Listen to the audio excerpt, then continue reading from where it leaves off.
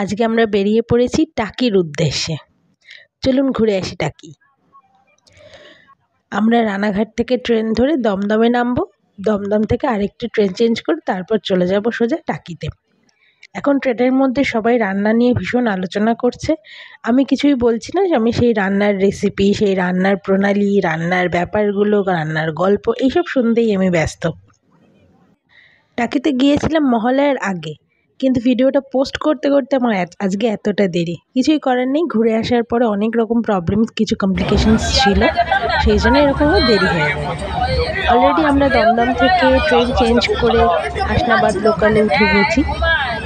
এখন আমরা সোজা পৌঁছাবো টাকিতে।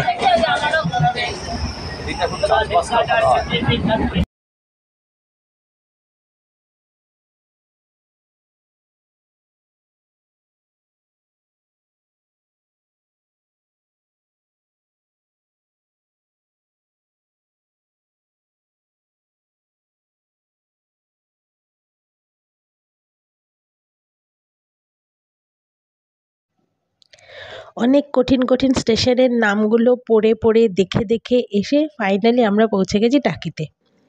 টাকি স্টেশনটার নাম হচ্ছে টাকি রোড। এবার ট্রেন থেকে নেমে আমরা সবাই একসাথে জড়ো হচ্ছি। সবাই তো এক কম্পার্টমেন্টে উঠতে পারিনি, তাই সবাই আলাদা আলাদা কম্পার্টমেন্টে ছিলাম। এবার স্টেশনে এসে সবাই আমরা একসাথে জড়ো হচ্ছি।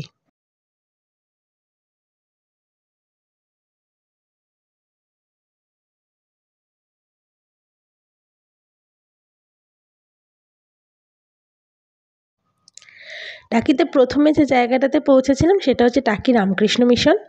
এটি একটি আবাসিক স্কুল।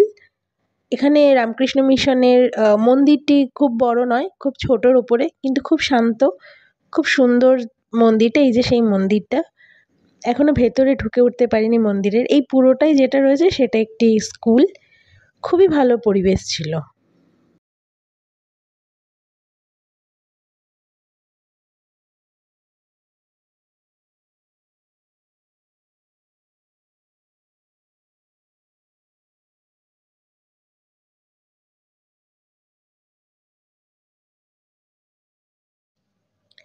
এই হচ্ছে সেই মন্দিরের হলঘরটা, যেটা দেখে মনে হচ্ছে খুব ছোট, কিন্তু খুবই বড়, খুবই শান্ত। মন্দিরটা আয়তনে হয়তো একটু ছোট হলেও পরিবেশটা ভারী শান্ত। এই হলঘরটা আমার খুব পছন্দ হয়েছিল।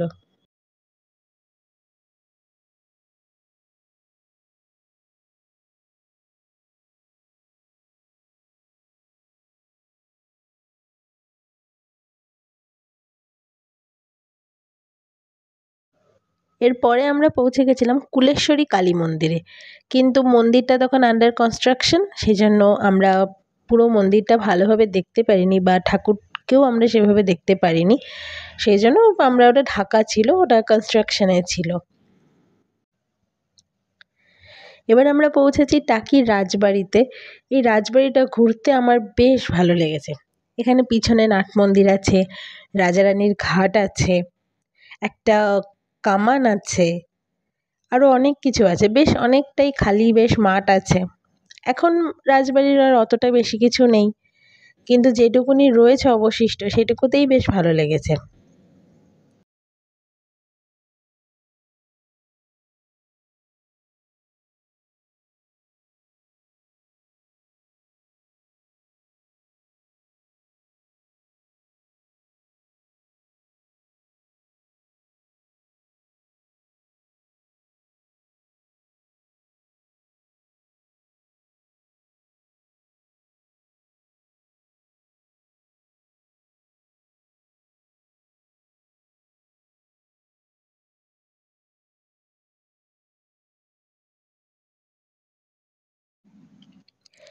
এই যে এই হচ্ছে সেই কামান, যে কামানটার কথা বললাম যে ওখানে একটা কামান আছে, এটা হচ্ছে সেই কামানটা। এটা তোপটা মনে হয় এখানে আছে। আগের দিন প্রচণ্ড বৃষ্টি হওয়াতে চতুর্দিকে জল জমে গেছে। মন্দিরটাতে, নাট মন্দির এটা, দুর্গানাট মন্দির, কিন্তু মন্দিরটাতে ঢোকার মুখে অনেকটাই জল জমেছে। তবু আমরা ঢুকেছি। ওখানে কিছু ইট পাতা ছিল, সেগুলো নিয়েই আমরা ঢুকেছি। আমাদের অসুবিধা হচ্ছিল, তবে খুব একটা অসুবিধা হয়নি। ঢোকার পর খুব ভালো লেগেছে। আমার যেহেতু আর্কিটেকচার খুব ভালো লাগে, মানে পুরোনো দিনের আর্কিটেকচার আমার ভীষণ ভালো লাগে, তো আমি সেই জন্য পুরোনো যে সমস্ত বাড়ি বা রাজবাড়ি বা মিউজিয়াম আমি যখন ভিজিট করি, তখন আমি আর্কিটেকচারগুলো দেখার ভীষণ মানে খুব ভালো করে দেখার আমি ভীষণ চেষ্টা করি। কারণ সেখানে যে সমস্ত মোটিফগুলো পাওয়া যায়, যে সমস্ত স্ট্রাকচারগুলো যেখানে পাওয়া যায়, এখন হয়তো সেরকম মোটিফ ব্যবহার করা হয় না, এখন সেই স্ট্রাকচারগুলো পাওয়া যায় না। তো সেই জন্য আমি যখন কোনো পুরোনো জায়গা যখন আমি ভিজিট করি, আমি চেষ্টা করি যে ওই সমস্ত জিনিসগুলোর ভিডিও করা। যেমন এখানে আমরা কড়িবর্গা দেখতে পেয়েছি। তো কড়িবর্গার ছাদটা একটু আগে আমরা দেখলাম। এই কড়িবর্গার ছাদ এখন আর কোথাও দেখা যায় না। তো এই যে ব্যাপারটা, কড়িবর্গার জিনিসটা, এটা আমার কাছে ভীষণ নতুন ছিল। তো আমি এই জন্য আমি আর্কিটেকচারগুলোকে খুব সুন্দরভাবে দেখি। অনেক পিছনের দিকে একটা পরের এই ভিডিওতে আসছে, পিছনের দিকে একটা পিলার আছে যেটাতে অনেক ফ্লোরাল মোটিফ পাওয়া গেছে, যেসব এখন আমরা যে সমস্ত নতুন কনস্ট্রাকশন দেখি সেইগুলোতে এখন ওগুলো দেখতেই পাওয়া যায় না। তো আমার এই জন্যই এই সমস্ত জিনিসগুলো আমার খুব ভালো লাগে দেখতে। এই যে কড়িবর্গার ছাদ এখানেও আছে, তো এই পুরো বাড়িটার ছাদটাই কড়িবর্গার। এই যে এবার রাজারানীর ঘাট আমরা ডান দিকে রেখে আমরা সোজা এগোচ্ছি যেখানে দুর্গা ঠাকুর তৈরি হচ্ছে। এই রাজবাড়ির দুর্গা ঠাকুর রাজবাড়িতেই তৈরি হয় প্রতি বছর। এবার আমরা সেখানেই যাচ্ছি, যে যেখানে দুর্গা ঠাকুর তৈরি হচ্ছে।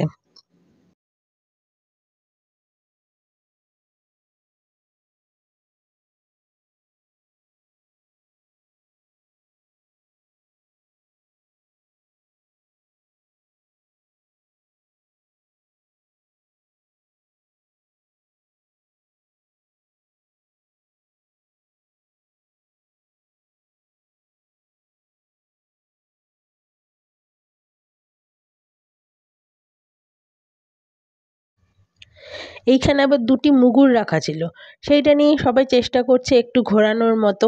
আগেকার দিনের রাজার যে সমস্ত পালোয়ানরা ছিল তারা ঠিক যেরকম করে ঘোরাতেন, তারাও একটু চেষ্টা করছেন। তবে আমি সেই চেষ্টায় নেই।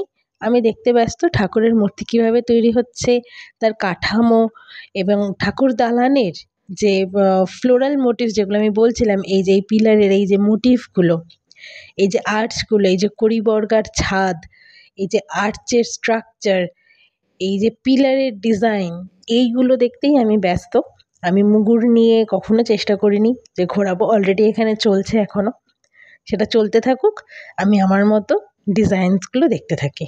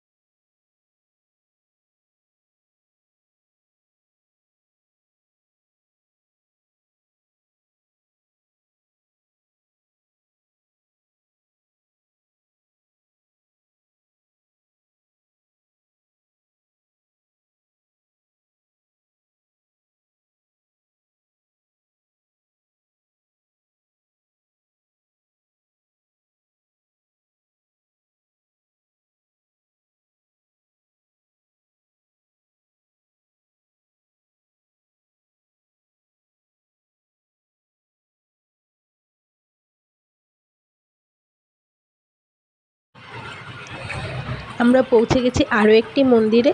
এই মন্দিরে তিনজন দেবী আছেন, বগলামুখী, তারা এবং আগে যে কুলেশ্বরী মন্দির দেখেছিলাম সেই মা কুলেশ্বরীর একটা ছোট মূর্তি এখানে রাখা আছে।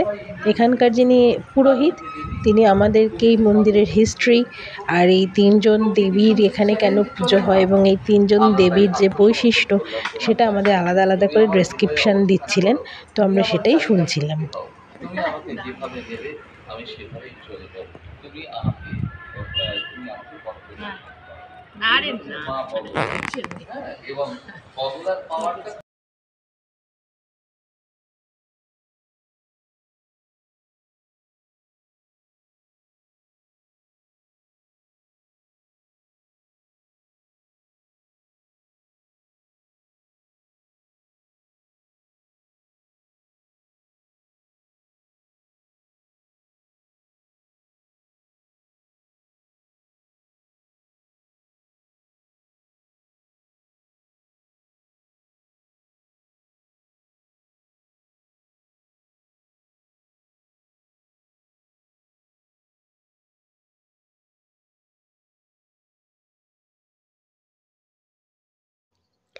এবার আমরা যে জায়গাটাতে পৌঁছেছি এখানে 3টি নদীর মিল আছে, মানে একসাথে মিলেছে, বিদ্যেধরী, কালিন্দী আর সরস্বতী। যতদূর মনে হচ্ছে সরস্বতী, কিন্তু নামটা ভুলে গেছি, তবে আমার মনে হচ্ছে এটা সরস্বতী নদী।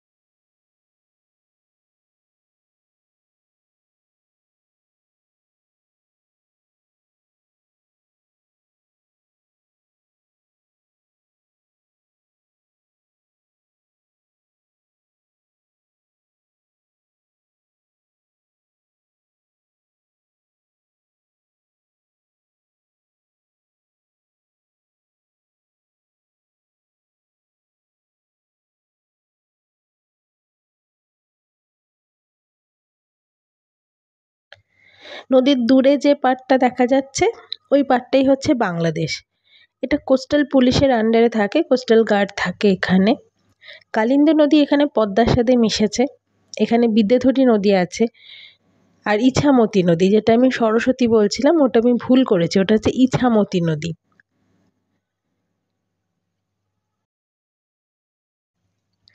এখানে সবাই একটুখানি আবার একটু নাচ গানও করছে। আমাদের সাথে একটা JBL স্পিকার ছিল, সেই JBL স্পিকারটা চালিয়ে এখানে সবাই নাচ করছে, আনন্দ করছে। এখানে আমরা বেশ কিছুটা সময় কাটিয়েছিলাম, বেশ সুন্দর। আর চারপাশটা এত সুন্দর লাগছিল দেখতে, খুবই ভালো লাগছিল।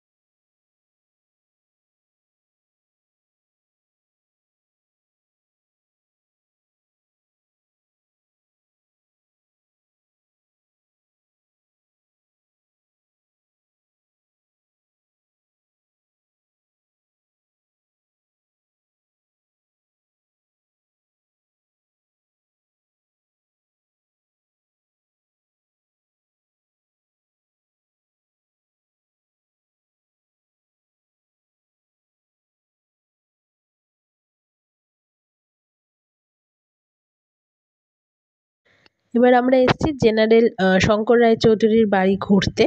এই বাড়িটার পাশে আর একটি বাড়ি আছে, যে বাড়িতে গয়নার বাক্স বলে যে সিনেমাটা হয়েছিল, সেই সিনেমার এখানে শুটিং হয়েছিল।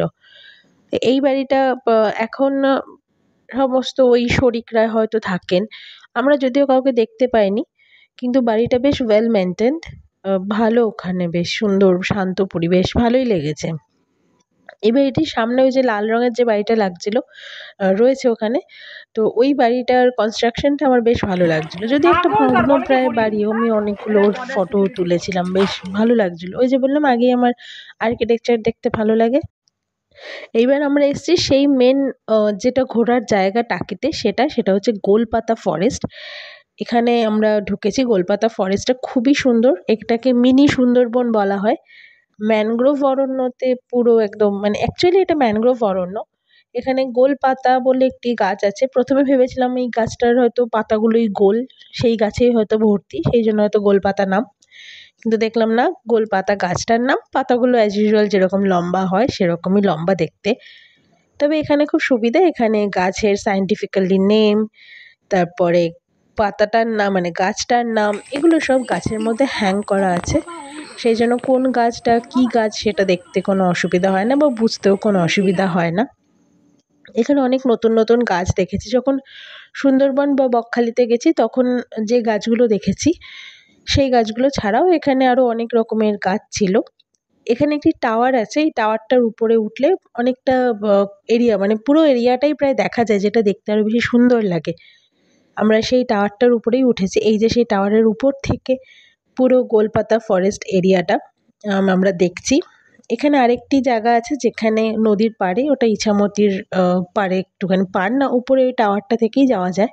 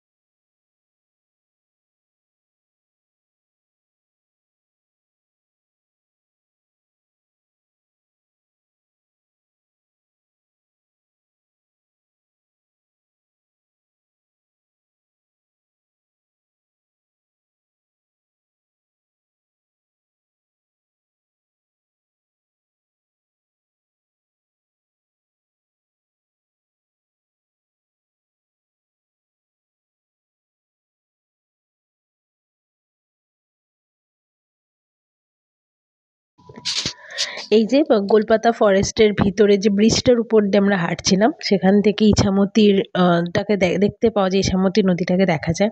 ওই পাড়ের যে দূরের পাড়টা আমরা দেখতে পাচ্ছি, ওইটা হচ্ছে বাংলাদেশ বর্ডার। এখানে একজন থাকেন যিনি দূরবীন দিয়ে বাংলাদেশ বর্ডারের এরিয়াটাকে আমাদের দেখতে বলছিলেন, কিন্তু আমরা কেউ দেখিনি, আমরা এমনিই দেখতে পাচ্ছিলাম।